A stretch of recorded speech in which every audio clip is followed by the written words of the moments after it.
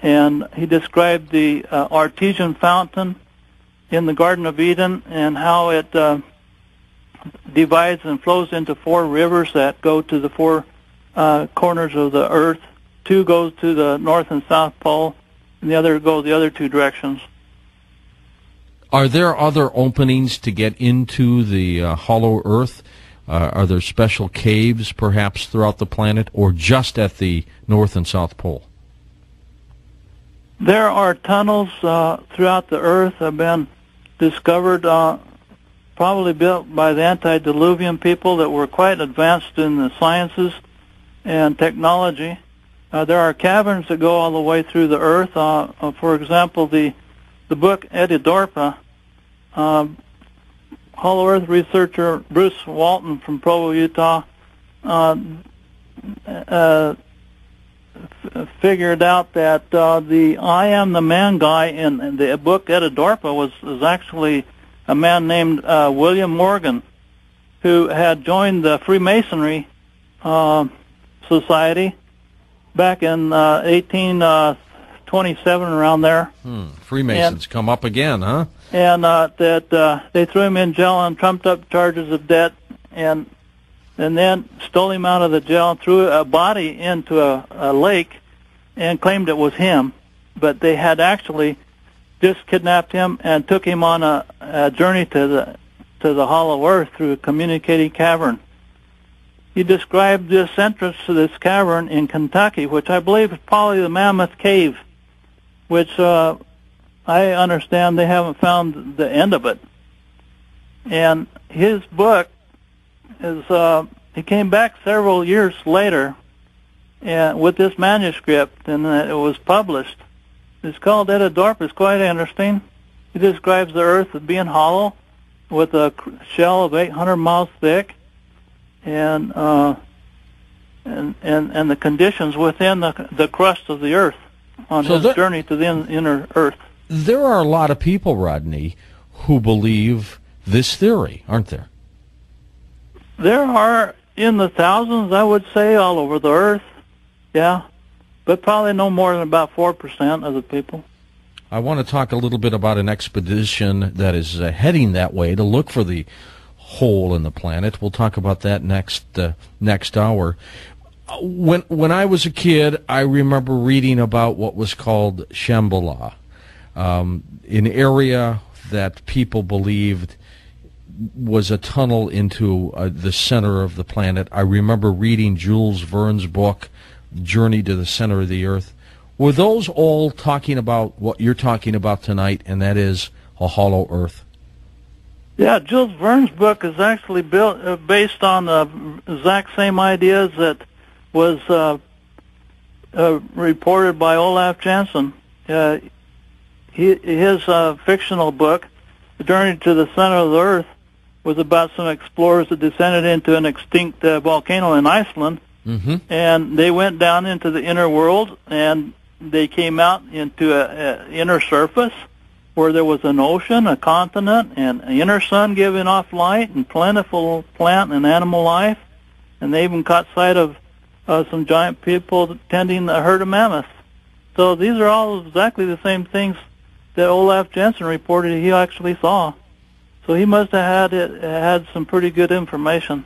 You were talking at the top of the break, right before it, about planes that would fly over the poles. Why can't they see the hole?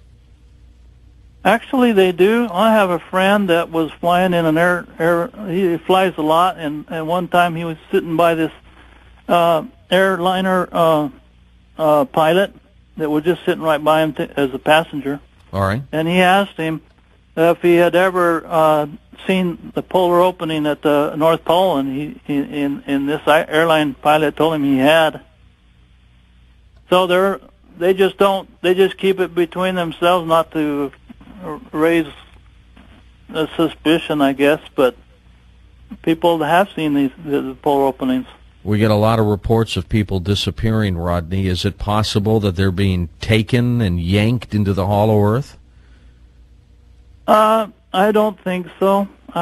There's indications that our government has been knocking flying saucers out of the sky and back engineering these flying saucers, and have been building them underground, and they have been abducting people to try to do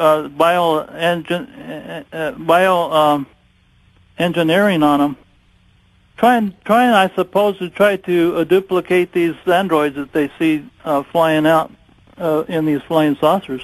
Well, when we come back, I want to talk about the expedition planned in the summer of, I think it's 2006, as a matter of fact, to look for the hollow Earth.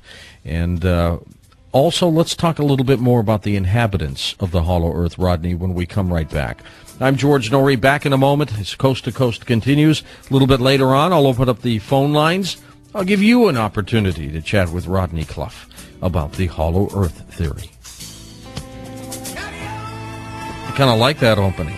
Maybe I am in the hollow Earth, and I've been keeping it as a surprise. But I'll be back in a moment. Rodney Cluff, our guest. We're talking about the hollow Earth. As a matter of fact, he's got a book called The World Top Secret, Our Earth is Hollow. It is an ebook available on his website. Couple websites, by the way. They're linked up with coasttocoastam.com. OurHollowEarth.com, okay? And then the other is called VoyageHollowEarth.com. We'll explain that one in a moment because there's going to be an expedition as well. But I've got a few more questions. We'll be right back.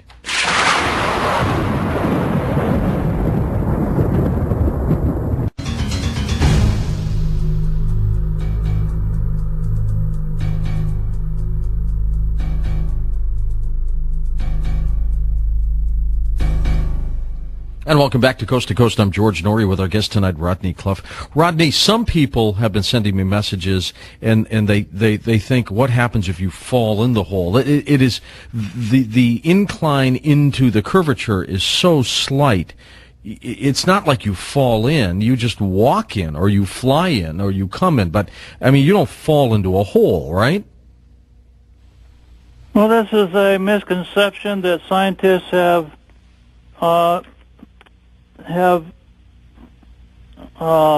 propagated, that the center of gravity of the Earth is in the center of the Earth.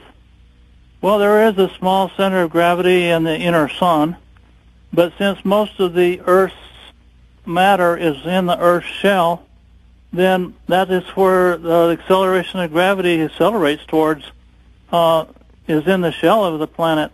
And as you're going around the polar lip, you're accelerated to where the mass of the planet is, and that's below your feet.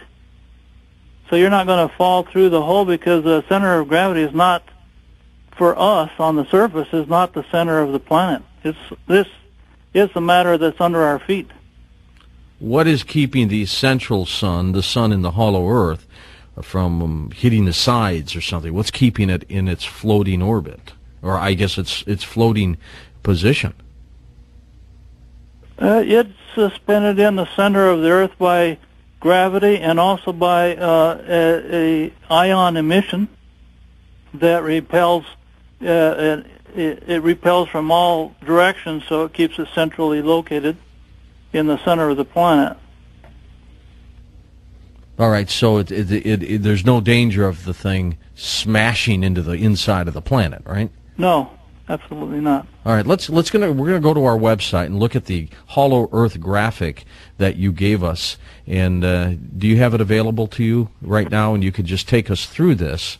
Sure. And kind of show us the openings are are about 84.4 degrees. They're not 90 degrees. They're not straight up, but it's tilted just a little bit, right? Is there a reason for that?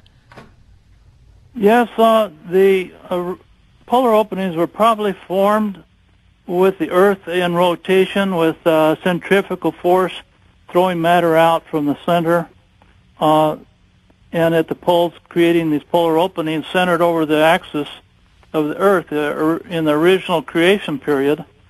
But evidently the Earth has been bypassed by planet-sized comets in past geological history and has tipped the Earth on its axis.